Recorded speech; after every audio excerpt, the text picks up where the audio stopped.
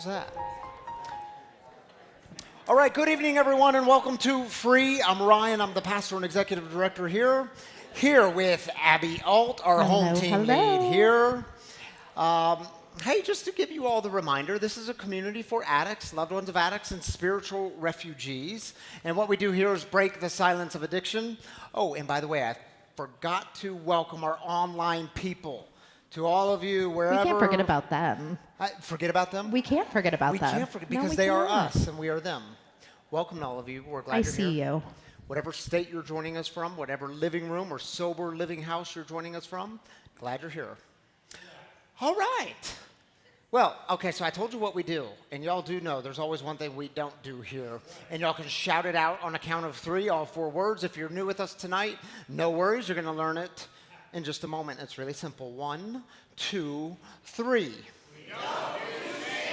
We don't do shame in this community, good. But Abby's going to tell you some other things coming up that we do, and they might want to know about them. So we don't do shame, but we do a lot of cool things here. So if this is your first time joining us, welcome. We're so happy to have you. We do have welcome bags. So approach a home team member. We wear these "We're here to help" tags, and we're happy to get you a welcome bag. It has some fresh wagon coffee, freshly roasted, a connect card so you can stay in touch with us on all the happenings, and some free swag. So we'll make sure you get one of those. And then this Thursday, I'm very excited, we have our open mic night here at Free. Woo! So it's, yeah, I know, it's good. It's we co-partner with the Phoenix, and it's put on by Colorado Artists in Recovery and Spiro Recovery. And it starts at 7 p.m. I'll be hosting. And yes, it's fun. And we have all kinds of performers, some performing for the first time sober. So come and support. It's a lot of fun. Yeah, come join. They're fun evenings. If you raise your hand if you've been to sober open mic night. See? Okay, a few of you. More of y'all need to come and support these people. Here. It's a fun evening. We have a good time. And the cafe is open. And the cafe is open. So you get coffee and music and performers. It's really, really fun. And then coming up after that, on November 19th, we do have our brunch and stuff. So if you will bring a brunch item, we're providing lunch items. We're going to make bagged lunches for the homeless and have kind of a day of community and fellowship. So that is from 11 to 1 on Sunday, November 19th. On a Sunday. Yep, on a Sunday. It'll doing be a good good things. Bring something to share and then do something good in the community. Yeah.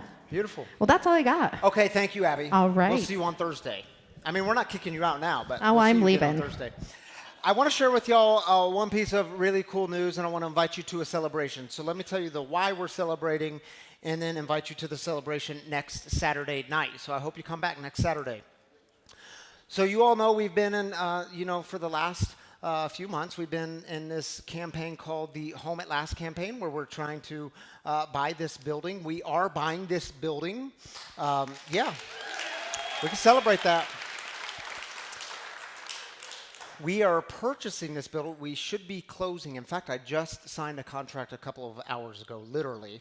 We hope to be closing sometime in the next couple of weeks, at least by December 1st. And I know y'all know how important it is to have a permanent home here, to have permanence in the community. And many of y'all know the purchase price of this building is $1.15 million. The campaign, we ran it through the end of October to raise money to buy this as our home. And let me get the number right, because here's what you all raised. And when I say you, I mean all of us. We, over 200 people, donated to this. So cool. Much appreciation. Here's the total we have right now, $905,167. Thank you to everyone who participated.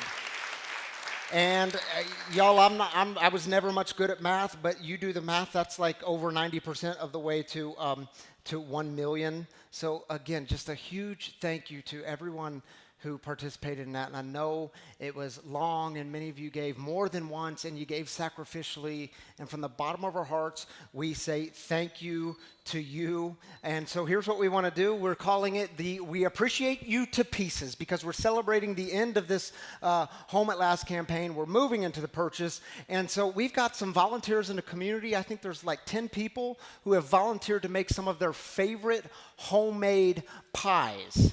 So next week, I hope you all come back after the 5 o'clock service. We're going to be serving homemade pies, and this is after the 7 o'clock service too, so no worries. We'll do it twice.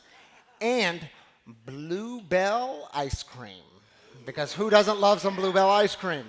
So, yeah, just come. We want to celebrate you all, celebrate this community, celebrating us finally having a permanent home here. It's our way to just say a really simple thank you and create an atmosphere of home because, well, that's what we have here. We have home with you all. So I hope you come back next week. That'll be after the 5 p.m. service, after the 7 p.m. service. All right, that's enough on that. How about we begin with, because it's what we do, we start with a celebration. So we lift up the good stuff. We celebrate the good, whether that is your sobriety, a sobriety anniversary or birthday or a marriage anniversary or some sort of other anniversary or new babies, new jobs, new homes, whatever it is you're celebrating. We want to celebrate it with you. A very important part of our time together. Something profound happens when we celebrate as a community. So we take 3 minutes for this. We believe God joins with us in the celebrations.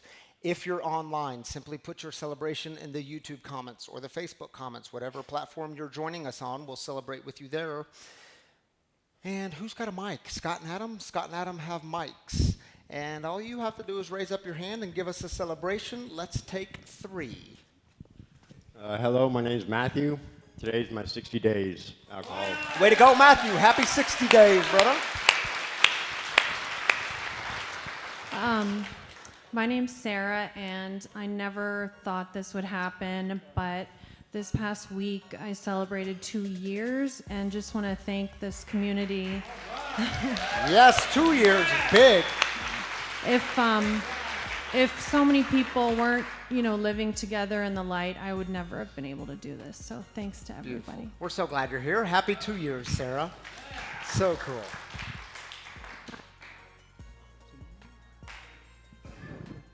I'm Kai, and I just want to say that the reason I celebrate every week is because you guys help to keep me accountable, so I really appreciate that. And thanks to everybody. I'm 7 months and 3 weeks free of fentanyl. Way to go, Kai. We're so glad you celebrate every week. I'm Allison, and I'm celebrating 8 years in recovery. Way to go, Allison.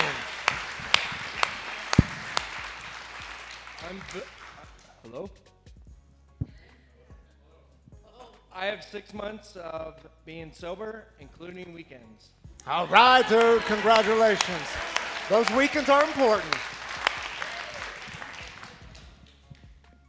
My name is Justin. I'm an alcoholic. I'd like to celebrate 253 days and glad that I'm here visiting my Denver family. Yeah. Welcome back, Justin. Glad you're here, brother. Always good to see you, my friend. Alfredo got 75 days sober. All right, dude. Congratulations, Alfredo. I'm Mark, and on Friday the 13th of October, I died of fentanyl and was in ICU, and I was brought back, and now I'm writing a book, 12:47 a.m., the second time that I died that night, and I can't believe I'm here, and I'm grateful for this place, and I want to see you guys reach your goal. All right, let's hear it for Resurrection. My name's Derek. 4 years ago last week, I walked into this place broken on meth, just in a lot of shame, and I wouldn't be here today in my recovery without this place, so just celebrating that. Thank you. Congratulations, Derek. Glad you're here. Oh, I see him in the back. I was looking for you the whole time you were talking. In the back. My name is Ashley, and I'm celebrating 43 days clean and sober off fentanyl. Way to go, Ashley. All right. My name is Christopher, and I'm 13 months clean and sober off of speedballing. All right, Christopher. Glad you're here, brother. Congratulations. My name is Melanie, and this week I signed for an apartment of my own for the first time. That's a big deal, huh? Way to go, Melanie. Oh, you want to give that to the great Tammy Cannaday?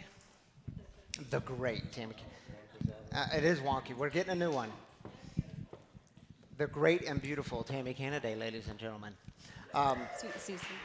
Good Man, evening, so guys. what I continue to hear each and every week is sobriety is real. We do recover. You can break the addiction to fentanyl, as we see, and it's just so cool to celebrate with you all each week. Yeah, from days to years, like amazing. Yeah.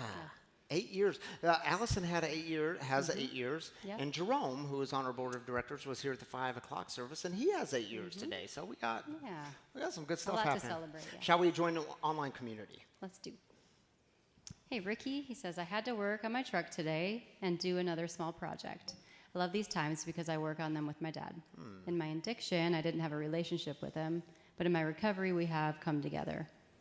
1,636 days sober today. Way to go, Ricky. Glad you're here, brother. Congratulations. That's the good stuff. James says 6 months and 18 days clean off crack cocaine. Thank you, Jesus, and free. This community has been my rock and helped me stay focused on the Lord and helping others beat addiction one day at a time. Nice, Congratulations, James. We're so glad you're part of this community. And Elizabeth says 235 days. Woo woo! Way to go, Elizabeth! Christy said, thankful Jen's mom is home from the hospital and doing well. Awesome. Christy and Jen, we're celebrating that with you. And Amber says, grateful to be 4 months sober and the help from my sponsor. Way to Yeah, go, I'm excited Amber. about that. Keep on doing it. Stephanie says, I celebrated 6 months on October 9th. I'm 209 days alcohol-free and loving my new life in recovery. Miss you all for the in-person services. Way to go, Stephanie, Steph. thanks for celebrating with us. We're glad you're here. Congratulations. All right, thank you, Tammy. All right, y'all. So last week, you might remember we finished our series called The Mountain Is You. And this week, we're starting a new series called On Edge, Living with the Weight of the World.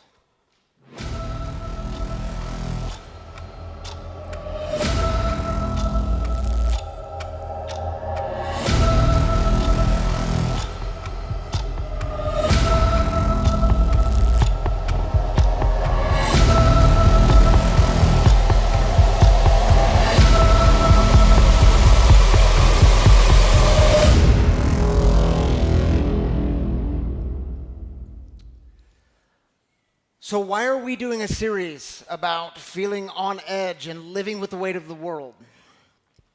You know, it was a few weeks ago, I was meeting with Danny Colella. Many of you know Danny. He's our digital content director here. And we were meeting together to plan out this November series. And we actually had an entirely different series all planned out. But what happened was, at the end of the conversation, Danny said, man, recently it has just felt like I have been on edge and my emotions are just kind of up and down and I can't make sense of it all. And I said, Danny, you are like the third person to say that to me this week in a very similar way. And so I try to pay attention to what's happening in the community, and apparently a lot of people are feeling on edge.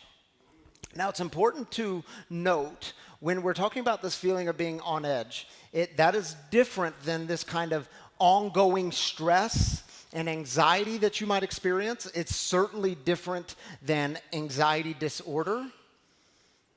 So I did what many of you would do, and I went straight to Google, and I said, what does it mean to be on edge? And one of the definitions put it this way. The phrase on edge means feeling nervous or not calm and relaxed. It's used to say that someone is having feelings of being worried and afraid about what might happen. Yeah, this makes sense to me. It's that feeling of so much uncertainty. Like, just look at what we have just in the U.S. politics alone. What's happening right here, right now. So much uncertainty. Another mass shooting last week up in Maine. All the world events that are currently happening across the globe.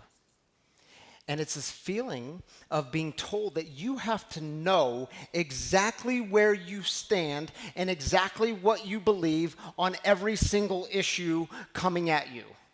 And there will always be those people who love to tell you that, hey, if you're not voicing your opinion, if you're not on social media posting about your opinion on every issue, if you're not actively caring about every issue, every tragedy happening across the world, well, then you're just part of the problem.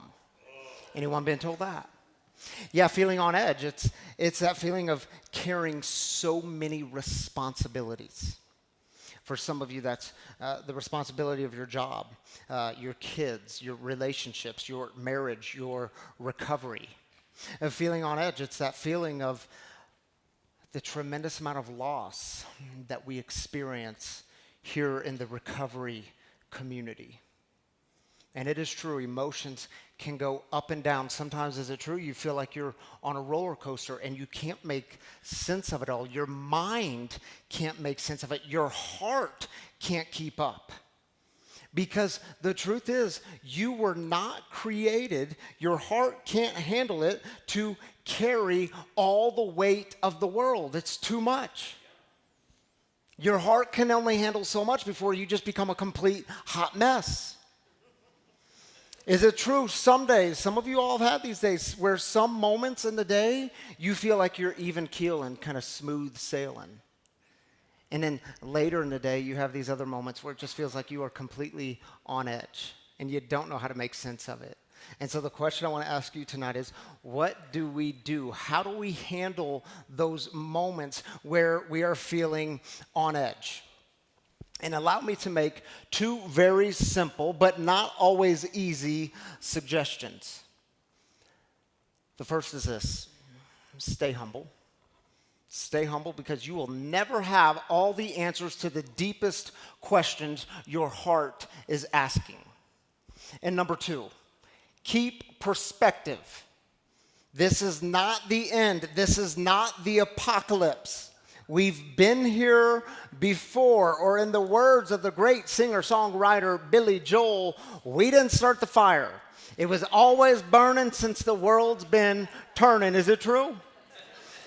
Now, there's a great book in the Old Testament, or the Hebrew Bible, and it's called Job, and it's a story about a man named Job. And the beginning of the book, we're told that Job he's a good man, he's a righteous man. In fact, he was described as blameless in the text. But Job, you read through this book, and he experiences a tremendous amount of loss. I mean, Job loses everything. He loses his property, his children, his health, and my guess is Job had moments where he felt like he was completely on edge.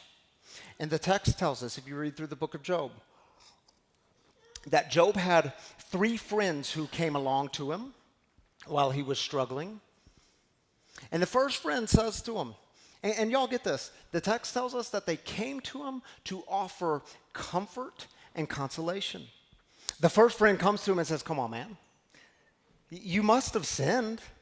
I mean, you've sinned against God. That's why all this stuff is happening to you. Good friend. The second friend comes along and says, Job, come on, dude. You know what's going on here. You just need to repent. I mean, this stuff is happening because you won't just repent. You won't just turn your life to God. And that's why all of this is happening. And the third friend comes to Job and says, dude, you're guilty. You're guilty, man. I hate to tell you, but that's what you're going through. You're going through punishment right now, and God is punishing you for something, and that's just, sorry, but it's who God is. And they said they were coming to console him and comfort him. I mean, maybe Job needs some new friends. And maybe you've had people in your journey, in your life, that have come to you and done the exact same thing. Man, you were going through a time where you felt on edge. You couldn't make sense of the world. You were going through hard things. And you had friends that came along, and they tried to make sense of everything for you. And it was completely unhelpful. They're the same ones who, when you get sick, they're the ones that say, are you sleeping enough? I mean, are you taking care of yourself? Are you still taking those Flintstone vitamins? Like, so unhelpful.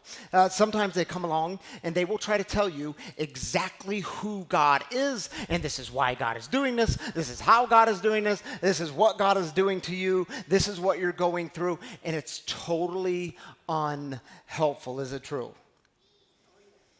And it is important to remember, when people respond, when people behave this way, when they're the ones coming along in life trying to give you all the answers for everything you're going through, it says way more about them than it does you.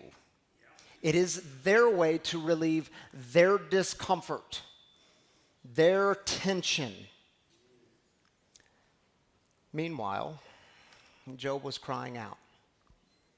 Job says, man, God, where are you? Why is this stuff happening?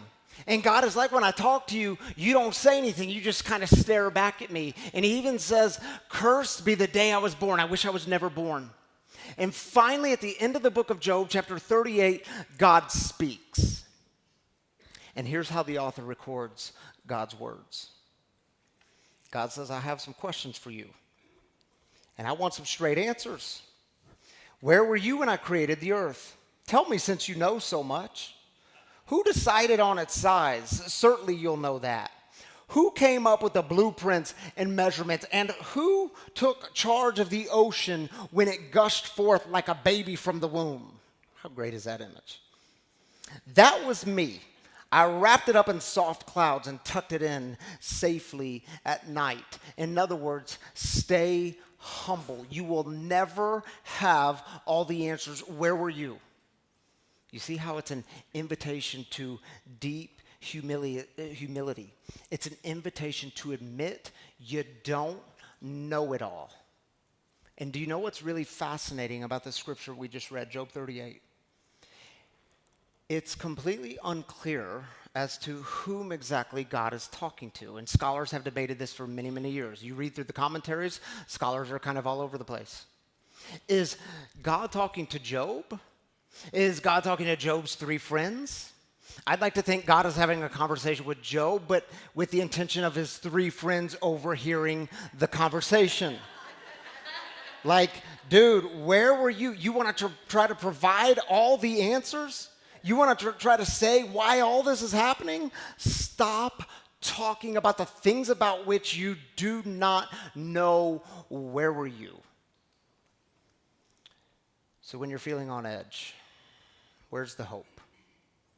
Maybe the hope is found in that invitation to humility. No, you don't give up all your convictions. You don't give up all of your beliefs, but you hold them with a great deal of humility. And rather than scrambling for those easy answers that will temporarily relieve you of your discomfort, you admit that things are hard. You admit that you're feeling a bit on edge. You admit you don't have all the answers. Do you know our oldest daughter, Selah, who's sitting on the computer, responding to people online? She's now 13 years old. She's a teenager. How does that happen? And do you know, from like the beginning of her time, since she was just a little girl, 5 years old, she started doing funerals and weddings with me. She's done many, many funerals and weddings with me. And I'll never forget when we were leaving one funeral. She was about 7 or 8 years old. And she's sitting in the back seat. We were pulling out of the parking lot. And she says, Poppy, where is he now? Like, what happens when you die? And I knew at some point this question was going to come. So I had done a little preparation for this. And so I asked Selah just a set of questions. I said, baby, do you believe that God created everything, like you and me and everyone else? Yes, Poppy, I believe that. I said, baby, do you believe that God is good, that God's hands, the hands that created us, those hands are good? Yes, Poppy, I believe that. And I said, me too. Me too. And I don't know exactly what happens when you die. I don't know exactly what it looks like. But you see, I have some convictions, some beliefs about who God is. I believe God is good. I believe the hands that created us are good hands, and we die into those same hands. So I have beliefs, but I try to hold them with a great deal of humility. I don't have all the answers. I don't know what it all looks like. I don't know exactly how it happens. And there will always be those around you who love to tell you exactly how it happens, exactly what it looks like, and why and how. And listen, y'all, that is not faith. That's arrogance, and that's certainty. You want faith with humility. So stay humble, because you will never have all the answers to the deepest questions your heart is asking. And the second thing to remember if you're feeling a bit on edge, keep perspective. Keep perspective, because this is not the end. This is not the apocalypse. We've been here before. We didn't start the fire. It was always burning since the world's been turning. And listen, y'all, I do know, I am aware that we're seeing major wars in the world. We're seeing war in Israel and Gaza and other parts of the Mideast, other parts of the region. We're seeing a major war in Ukraine and Russia. And China's becoming a big player. And some religious fanatics will love to tell you that God is ushering in the final days. This is the last days and this is the end. And listen, y'all, I know we are coming up on another brutal election year. It's going to be an ugly moment in U.S. politics. It is not going to bring out our best selves. And there will always be those who are going to love to tell you that this is the end, this is the final days. And how often have we heard this one? We'll hear it again. This is the most important election of our lifetime. Keep perspective. And no, I'm not suggesting that we kind of live in this constant state of naivety. But we cannot afford to live by fear either. Do you remember Y2K? Yeah, we giggle. Y2K. Now, some of y'all in this room weren't old enough to remember, so I'm going to help you remember some history here. Y2K, this was when the year 2000 was about to hit, and people freaked out. Well, what'd they do? They started stockpiling water and food. Some people were even prepared to go underground and live for months on end. And what happened on January 1st of 2000? Well, we all woke up, didn't we? And things were what? They were by and large normal. Yeah, do you remember the coronavirus of 2020? Whew, nothing put us in apocalyptic mindset like that one did it? And here's what I know y'all do when you get in the apocalyptic mindset. Apparently, you go up to Costco and you buy all the toilet paper you can handle for yourself and your family and the rest of the state of Colorado. And listen, y'all, I don't want to minimize it, but what happened? It's 2024, and some of y'all still have leftover toilet paper in the bathroom. Do you remember your last drink or your last use? Yeah, how many of y'all woke up with that feeling like it was the end? It was over. This is life as we know it. It's over. Your addiction sold you fear, because fear always sells, and we consume that stuff, don't we? Media sells us fear, just like your addiction sold you fear, and you bought it not just in that moment, but you bought it for years prior. You lived in that fear. Yeah, I remember waking up on January 7th of 2013. I remember that moment. Many of you all know this story. I was drunk, passed out on the couch that morning. It was early, and I popped off the couch so I could make it look like I got my stuff together, because I heard Tammy, my wife, rumbling upstairs, and I walked to the bottom of the staircase, and she's standing at the top of the staircase holding an empty bottle of vodka with tears coming down her cheeks, and she said the words, "What are we going to do?" And I'm telling y'all, in that moment, yes, there was a little bit of gratitude, but I also thought, this is the end. The apocalypse of Ryan's life has finally hit. And then this weird thing happened.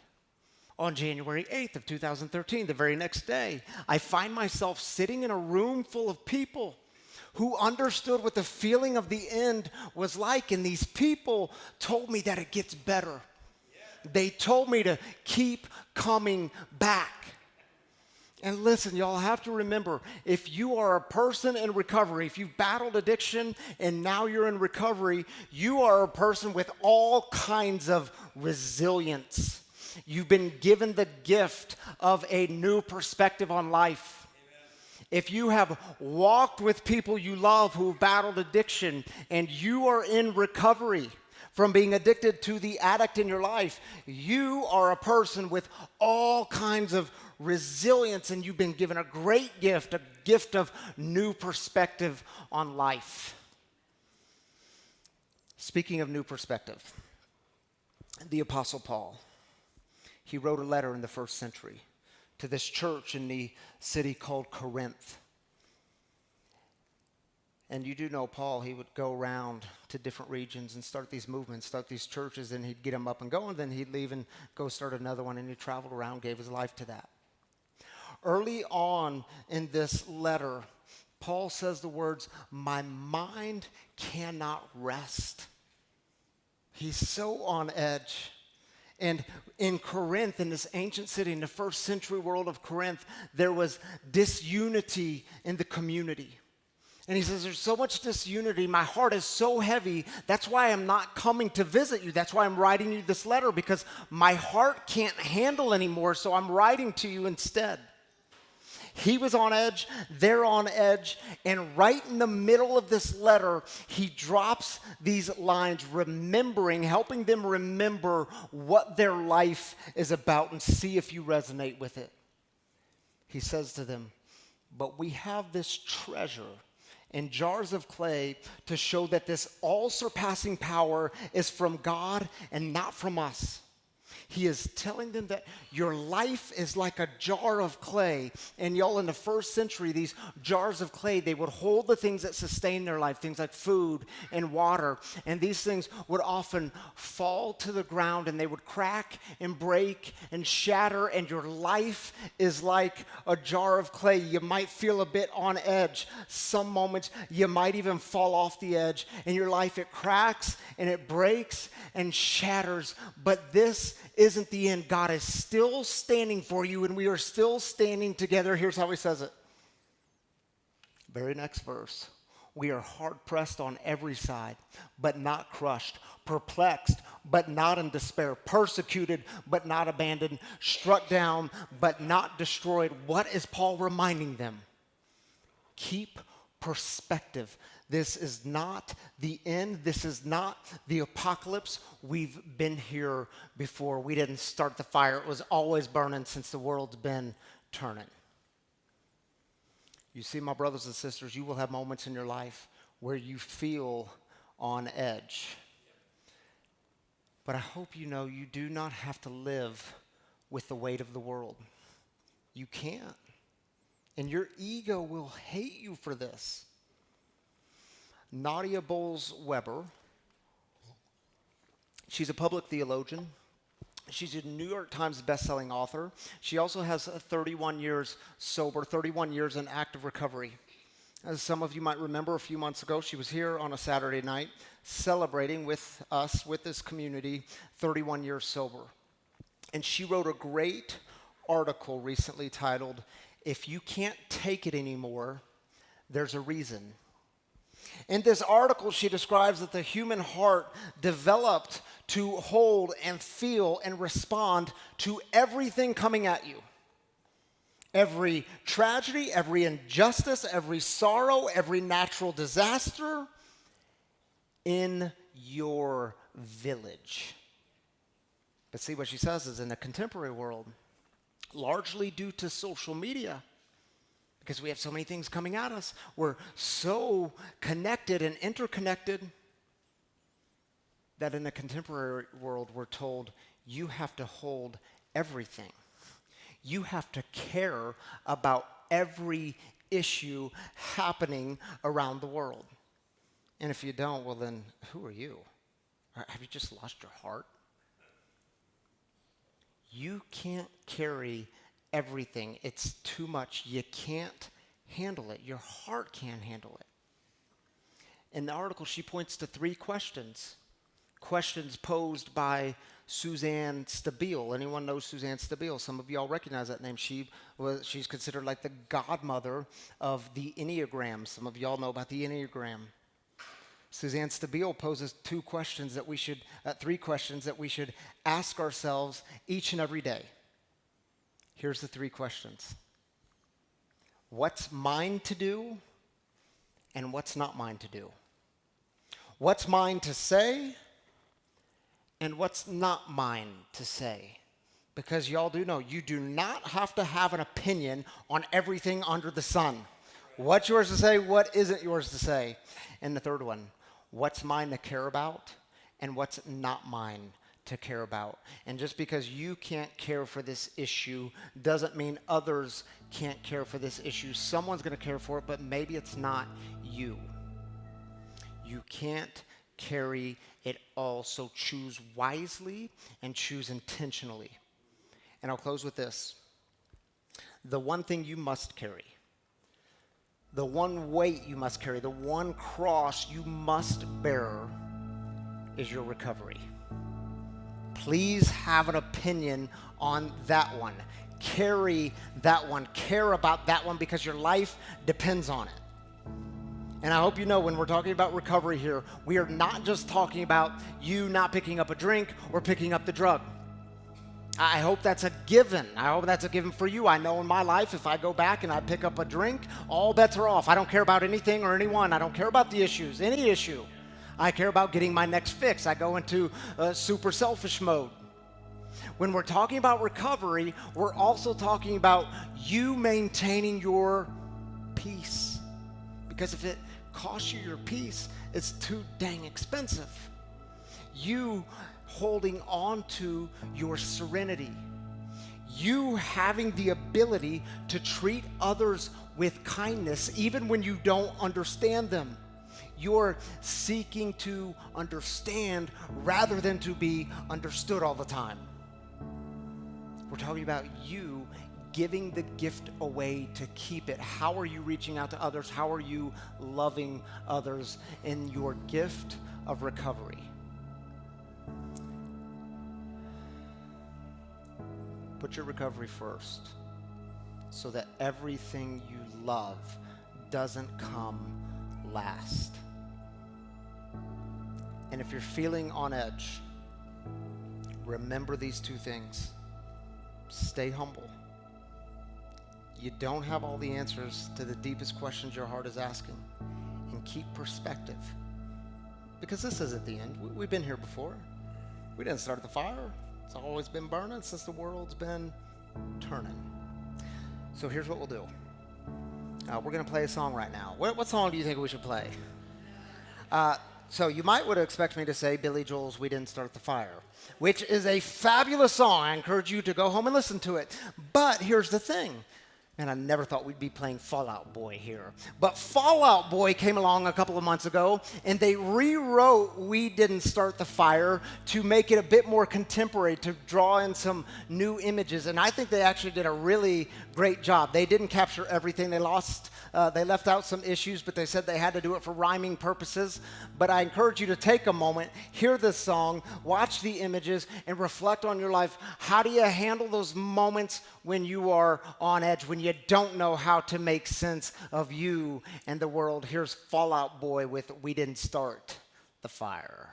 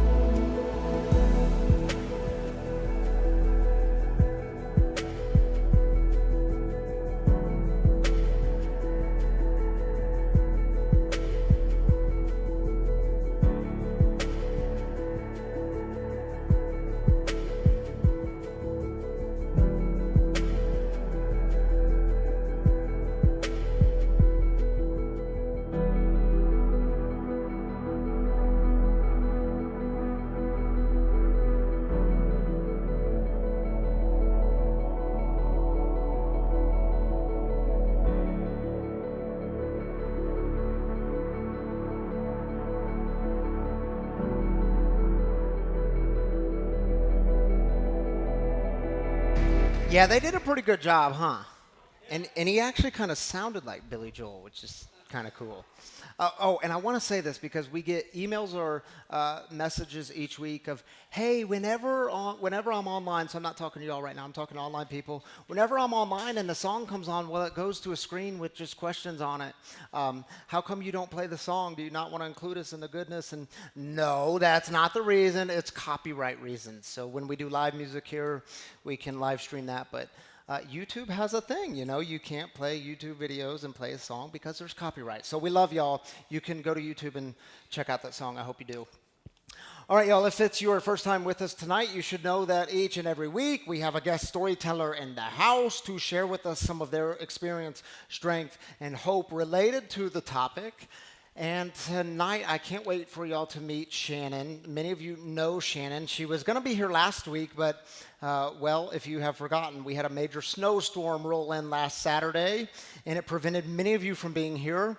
So Shannon wasn't here last week, but she's here this week, and I can't wait for you to hear some of her stories. She's going to talk about her recovery journey, and it wasn't, as I said last service, it wasn't up and to the right the whole way. She had some struggles, and we're going to talk about that. And I hope you all know we do this because this is how we break the silence of addiction. This is how we do it through the community. So please help me welcome my friend Shannon to the living room. Welcome back.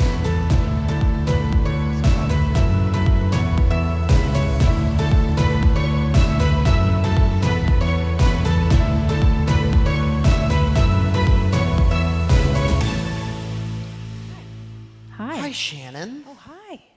So I want to start here because, so we met Shannon. I didn't tell him this. We met Shannon in, I believe it was August of 2021. 2021. August at the old 2021. location, Arapahoe. Now, Shannon is coming up on next week. No, we don't do frontsies, but she's coming up on 5 months sober. But we met her in 2021. That's when the recovery journey, because as I said, it wasn't all up and to the right. Yeah. That's when it kind of started for you, and you'll talk more about that. But what I can tell you is, and I didn't say this last time, Shannon texted me a photo this afternoon. Oh, no. Oh, we should have put it on the screen. Do we have it? We don't have it because I didn't give it to the tech team. I'll put it on social media this week. Oh, great. Maybe, Lovely. if you give me permission. I do. But the before and after photo. Authenticity, right? We've got to do that. Authenticity. That is the key. And what I can tell you is it's the gift we get to see in recovery is lives changing. Yeah. You not only look so different, but you're here in these last 5 months. You've been such a bright light in this community, and I've watched you help so many people. And so thank you for being part of this community. And we'll talk more about that at the end. But it's everything to me to be here. Yeah. I want to start with, first, you said this was a big deal for you to share your story. You said you were really looking forward to it and you were excited about it. And I want people to hear why you were excited. This has truly been, as for many, the fight for my life the past 2.5 years. And I didn't want to come up here and talk to you all without being able to be completely authentic. And until I was at that point in my recovery, I didn't feel like it was fair of me to do that. And Ryan would come, up to me after service sometimes, and I see it in your eyes. Is this the time? I see it in your eyes. You can always see it in the eyes. You can always see it in the eyes, especially in that picture I noticed. Oh, yes. That is a scary thing to do, a side-by-side. And it was really just trusting God when the timing was right for me. And I'm just, this is a big deal for me to be here. So Shannon, you describe yourself as a late bloomer. I am kind of a late bloomer. A late bloomer. Yeah. When did you realize that addiction for you was taking everything from your life? It was taking everything meaningful. Yeah. My story is interesting a little bit because looking back, it's God works in ways that we don't even realize. I was telling Ryan my story in high school. My mom and my sister and I actually started a group called International Drug-Free Youth. And I was actually giving UAs to my peers. Come full circle. Who's the one getting the UAs? These past 2.5 years. I was like, this is interesting. But it was an incredible program, actually, because I was trying to help keep my peers clean and sober. Because I was sober, I was clean, I was very passionate about that at that time, and alcoholism, my disease didn't really start to catch up to me and begin until about 19 or 20. And so this program allowed for kids to get discounts at different businesses if they would show their clean Idify card. And it was just a neat thing my mom and my sister and I did. So a little bit of full circle, here we are today.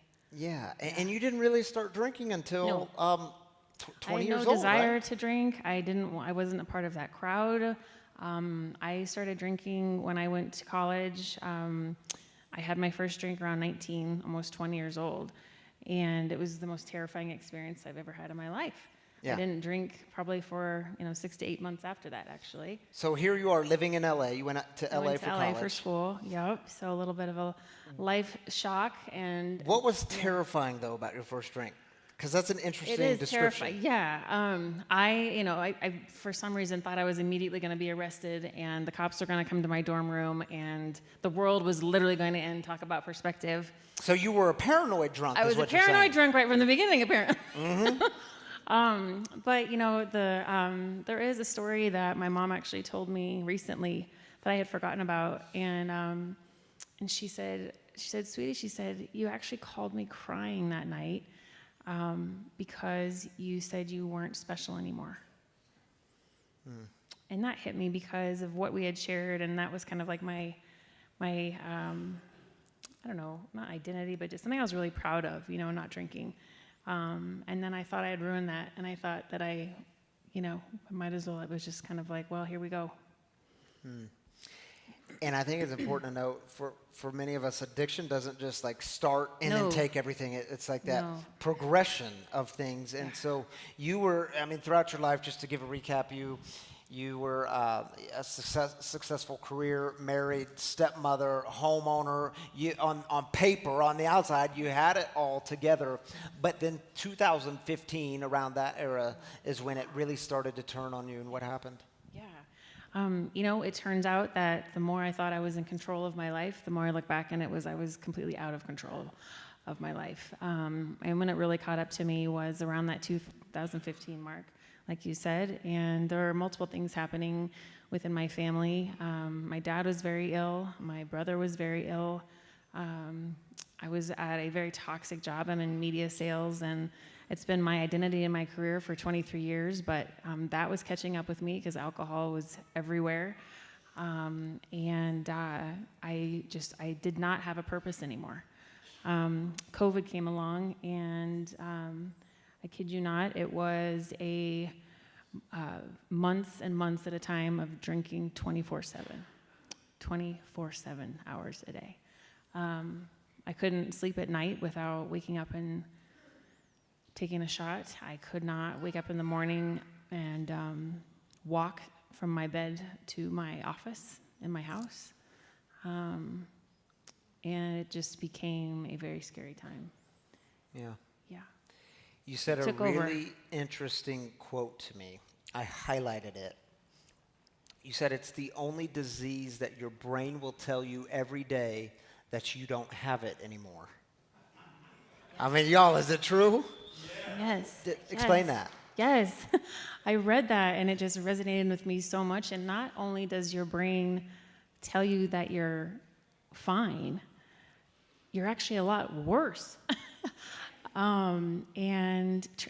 That hit me hard because in trying to help people who are trying to figure out what is going on with my brain, why, that was a big thing for me in my recovery. The treatment centers, and I wanted to figure out what was going on. I considered myself a fairly smart individual. Like, why couldn't I get this? And that was one of the things that just sticks with me as, you have a broken leg and you wake up and you clearly still have a broken leg and your body ain't going to tell you anything else. But alcoholism, it'll tell you everything. And the hijacking of the brain started to become one of the largest things as part of my journey. Yeah. So. And it's a great way to describe it, the hijacking of the brain. You don't even know what's happening. Yeah. It's just scary. Yeah. So 2021 is when the recovery journey started. And tell us what happened in 2021. Yeah. my disease had progressed so fast at that point. In 2021, I realized that I had to have a hysterectomy due to cancer cells spreading. And in order to have that surgery, I had to detox. And really had no idea what that meant. But when you drink for 24 hours a day for 2.5 years, or at that point it had been, I don't know, 1.5 years, I guess, your body doesn't like to stop. And I suddenly started having what I thought, I started blaming work, of course, that I had carpal tunnel because I was working overtime. But learned that I was, all the potassium was out of my body. I was so sick. I had been throwing up for days. I was crawling around my house. And I had to go get blood drawn for my surgery, and I was in the emergency room for 2 days with the words told to me that we are literally amazed you are even standing. So I had lost all my potassium and had IVs for 3 days until I had my surgery, still in denial. And all I could remember saying was, that's okay, can you fix me so I can just have my hysterectomy and be on my way? And it was the beginning of my journey right there. I had my hysterectomy, and about 8 weeks later, I hadn't drank in 8 weeks, and went out to celebrate that I was cancer-free by the grace of God. What a gift. And blacked out on tequila, and fell over my bathtub right on my stomach. And all of my stitches nearly burst on the outside, inside, all of the above. And that was the moment where here I am, healthy from cancer, and literally didn't care anymore. The Shannon that thought that could control this was no longer. So you spent in the last 2.5 years, you said it was 15 treatment centers or 15 times going to treatment. Yeah. So when I committed to recovery, and this is a big part of my purpose, I believe, for my journey, and why I didn't want to speak about this until I was able to be honest about it. When I committed to recovery, I had no idea that I would have fall 15 times. And I kind of called myself a weeble. We talked a little bit about this last time. Yeah. Y'all Tell us about the Are you Weebles. Do y'all familiar remember the with Weebles? Yeah. So Weebles, when I was little, I would always ask my mom, why do Weebles even have a bed? Because you try to put them in the bed and they don't lay down. They wobble and they wobble, but they don't fall down. So I was like, well, I guess I am this whiskey weeble that just, but in all seriousness, it really was, it became part of my story to where I fell hard, and I went to the same detox 10 times, 5 treatment facilities for 30 days or more, and it was just the way that God chose me to get well. Yeah, and why I think it's so important for Shannon to share that story, and I asked if we could just speak about it really honestly, and you said, of course, this is a purpose for you. This is the purpose. But relapse does not have to be part of your story. No. I hope you know that. It does not. But I also realize for many of us, relapse is part of our story, and we have to talk about it. If we just act like it doesn't happen, we're not getting honest. So I appreciate you talking honestly about it and admitting to failures. But I love how you say I didn't give up on recovery. Even when I was falling, I wasn't giving up on recovery. No, I would leave detox and be just fired up as to what do I change in my journey? Like, what did I not learn? Like, why did God put me here again? And my mom and I still joke, there were times I would pack for detox, and I would pack my devotional, some underwear, and that was all, and I was off. And it was like, I'm off to find my purpose, at that point. And I would sit in detox and read my devotional and like, I'm listening, God. Like, I'm listening. Like, tell me why I'm here this time. And I would try to hear what that was. And each time had a different meaning, for sure. So, Shannon, maybe others have asked you, what makes this time different? So you're coming up on 5 months. Yeah. What makes this time different? Yeah. This last relapse, it was a quick one, but it literally brought me to my knees. And I think because during this time I had to have a sober live-in buddy, because I would leave a treatment center and I just couldn't. There were times, I would have 85 days, or I'd have 2 weeks, or I'd have, but I just couldn't get past that 90 days. And so this last relapse, my mom called her in the middle of the night, and I was not in good shape. And so she saw the dark. And she said to me when I was better, a few days later, and she just said, Shannon, and she does interventions all over the world, all over the country. She said, I've never seen someone with the passion and the drive and the want and the willingness for this. She goes, but I've also never seen anyone quite as bad as you. Will you tell us in these past 4 months? Yeah. So that obviously changed just the trajectory of the severity. Not that it wasn't always severe, but it was time for me to truly surrender again. And recovery is about surrendering, but resurrendering and resurrendering and resurrendering for me.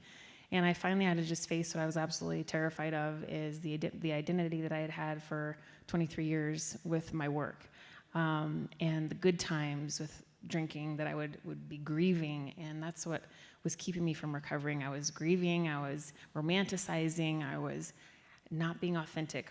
I was trying to have a life over here still of, I can try and still, be the Shannon from the past and still be in recovery, and I want this so bad. And finally I had to merge those together. And through that, being in media, I'm able to do some really phenomenal things where I lead with my story, and I'm helping people. I'm bringing sober tailgates to Fiddler's Green, and for the concerts that we throw, and working with with NAMI for mental awareness and behavioral health, and tying it all into my life and recovery. Finally, is where God had intended for it to be, is number one on my list always. So yeah. So you're owning it today. You're getting honest with it. Yeah. Will you tell people, because I was so intrigued by this? Yeah. I won't do it. I'll let you do it. Oh, yeah. But one of the ways I asked her how she keeps perspective when she's feeling a bit on edge. Yeah. You said the hand thing. Absolutely. Tell us about the hand thing. So so humility and perspective, huge. Learning that to be aware of when you're on edge is a huge thing. But then perspective for me, and something that helps me, I do it probably 2 to 3 times a day. We a lot of the time feel like everything is right here, and really all you have to do is, and it looks silly, but just take your hand away and just look at it from a different perspective, and one thing at a time. And that truly helps me. Man, those simple tools are so helpful. Yeah, especially. you have the tools, and someone reminded me of that. You have the tools, so you just got to use them. Yeah. So in closing, Shannon, will you tell us what this free community has meant to you in this journey of recovery? Yeah. Ryan, I will tell you, and a lot of people here know that without free, I would be either living in shame or would have already died in shame, for sure. I would not be here without it. And now you get to be a bright light here. We're so grateful for it. If you want to connect with Shannon more, she'll be sticking around a little bit. I if will. you want to ask her questions or get to know her, she's a great person to get to know. So let's hear it for Shannon Melcher, ladies and gentlemen. Thank you. Thank you. Yeah, be careful on the steps. They're a little, they get dicey. All right, y'all. I told you we saved the hard stuff for last. So Scott and Adam will, I don't think that's on. You'll have to turn it on. Scott and Adam will pass around a mic because we carve out a very important part of our time together, which we call heartaches, because maybe you're carrying around a burden or something really hard in your life and you need some prayer, some uplifting, some encouragement. That's why we have community. It's why we have a God who hears the cries of the people. And so we take 3 minutes. You could just raise up your hand again if you're online. You can put your heartache in the YouTube comments, the Facebook comments, wherever you're joining us from, and we'll heartache with you there. So let's take 3.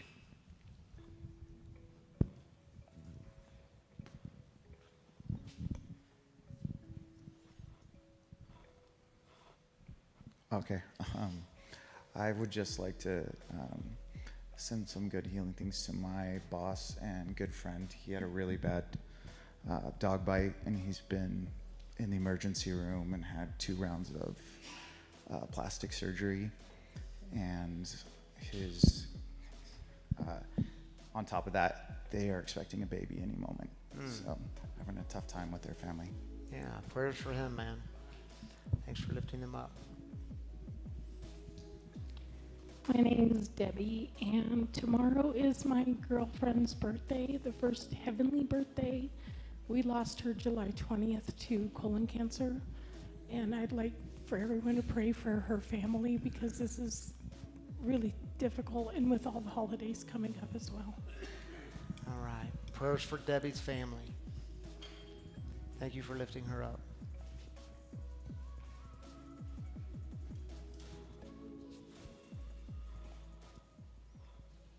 Look at us. Sometimes we just get all quiet in here.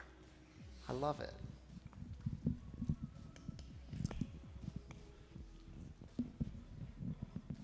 My name's Ashley, and I just want to ask you guys' prayers as we found out this last week that I will be facing open heart surgery within the next couple weeks. So any support and prayers around that? All right. Prayers and love and good vibes to Ashley for open heart surgery coming up.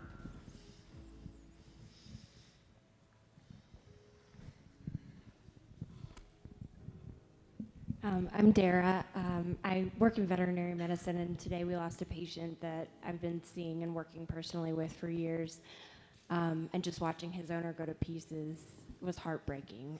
So just some prayers for her, because this little animal was everything to her. Yeah. So she's just on my heart tonight, that family. So you can just lift them up. Yeah, prayers for her. My name is Sherry, and I'm manager of a sober living home, and we have 3 houses, and there's sickness in all of the houses. We have COVID in all of them, and so I just want to lift all the girls up. I feel like we're being attacked in a lot of ways, and I just want to lift them all up. Yeah. Prayers for the sober living houses and living in community and the things that come along, definitely. Hi, my name is Christine. I woke up this morning and my horse could not put any weight on his hoof, and the emergency vet came out. He's got an abscess, so he's laid up till Tuesday, and just got to keep an eye on him, and just prayers that he's not in pain and heals quickly. Thank you. All right. Sending prayers, lifting them up. Thank you, Christine. Thank you, Adam. Do we have the blue mic? Where's this white mic? We've got to get a new one. This one is it's wonky. Yes, as Adam says, it's wonky. Allison, would you like to join me up here to read some online heartaches? Allison's celebrating 8 years sober. Yeah. Sorry, I just totally put you on the spot. But bear with me because you've been serving on home team as well, and we had a great conversation last week. She was asking all kinds of questions, like the best kinds of questions. So I figured what a perfect time to have you read some online heartaches. Okay. And you can be mad at me later if I called you up here. No, you're good. Didn't know it. All right. Happy to help. Okay, good. So you take the first one, then I take the second one. That's how we do it. Kelly Harris. Tomorrow night is the anniversary of my beloved husband, twin flame and soulmate Wesley. He passed away 1 year ago from a fentanyl overdose. I need the prayers and support of my loving, free community. Yes, Kelly, prayers for you and your family during a very difficult loss. Stephanie says, please send our friend Kristen S. some prayers. She is mentally ill and tried to take her life today, the same day she was accepted to a sober living in Fort Collins. All right, we are sending the best vibes and praying for Kristen that she gets the help that she so desperately needs. Thank you, Stephanie. Christy, prayers for Jen's brother Doug and the tough surgery he has ahead. Also for Jen and her mom to have peace as they are fearful of what lies ahead, praying God wraps all of them in his arms and provides healing. Yes. Christy lifting up you and Jen and Doug and the family, and I'm so glad you guys are part of this community. Thank you, Allison, for joining me up here. Next time I'll give you a little more heads up. But you did fantastic. All right, y'all. I tell you every week, one of the ways our mission is allowed to thrive in this community, that the mission of breaking the silence of addiction, thriving across the country, is through your generous giving. We do, honestly, we rely on your generous giving. It's how we exist here. Without you, we don't exist. So I do encourage, if you call this place home, if this is your tribe, your people, and I know for many of you, you have given, and it's been, like I said earlier, it's been a sacrificial practice in your life, a spiritual practice in your life, because you realize it's all a gift. So if you'd like to give tonight, if this is your home, there's a giving box just right here. It cleverly says giving on it, just beside these doors. And then right outside these double doors in the back, there's another giving box. And if you are not the cash-carrying type people, like me, well, there are 3 online ways to give. You can download the app. It's free. It's called Free Spiritual Community. You can download it there. You can give there one time, weekly, monthly, however you want to do it. We appreciate it all. So grateful. You can also go straight to the website, freespiritualcommunity.com, and do the exact same thing there. Just click the giving button or text the number on your screen. It walks you through a simple set of instructions, and it's all safe and secure, and your generous giving here grows the mission of Free, which is to break the silence of addiction and create space for healing, recovery, and spiritual connection. So thank you, thank you, thank you. Shall we go out with a prayer? I invite you to open your hands if you'd like. It's just a sign of openness to Spirit moving and breathing in your midst. That Spirit is all around us in every moment, even the moments we feel on edge. And you can take a big deep breath and exhale that deep breath. And if you don't know the St. Francis prayer, well, it'll be on your screen, and it goes like this. Lord, make me an instrument of your peace. Where there is hatred, let me sow love. Where there is injury, pardon. Where there is doubt, faith. Where there is despair, hope. Where there is darkness, light. Where there is sadness, joy. O divine Master, grant that I may not so much seek to be consoled as to console, to be understood as to understand, to be loved as to love. For it is in giving that we receive, it is in pardoning that we are pardoned, and it is in dying that we are born to eternal life. Amen. My free brothers and sisters, so much grace and peace to you. Stay humble, keep perspective, and we'll see you next week for pie and ice cream and celebration. See you next week.